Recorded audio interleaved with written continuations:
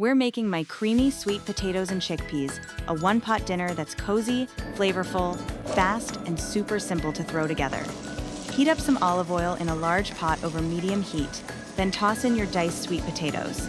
Saute for about 5 to 6 minutes until they start to get a little golden around the edges.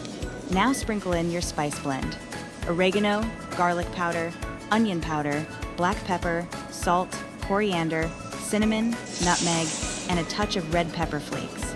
Stir it all together and cook for about 30 seconds. Next, add your vegetable base, paste, and water, or just use 2 cups of vegetable broth if that's what you have on hand. Give it a good stir, then cover and let it simmer for 10 to 12 minutes until the sweet potatoes are tender. Once they're soft, stir in your chickpeas and cashew cream. If you've never used cashew cream before, it's just soaked cashews blended with water. Let that simmer uncovered for about 5 minutes until it thickens into a silky, golden sauce. Now toss in your chopped kale or spinach and cook for 2 to 3 minutes until it wilts. Add the zest and juice of 1 lemon for a bright finish. Give it a taste and adjust the seasoning if you need to. Top with fresh cilantro or parsley and serve it over rice, your favorite grain, or with crusty bread to soak up that creamy goodness. Visit Nuts and Twigs for the details.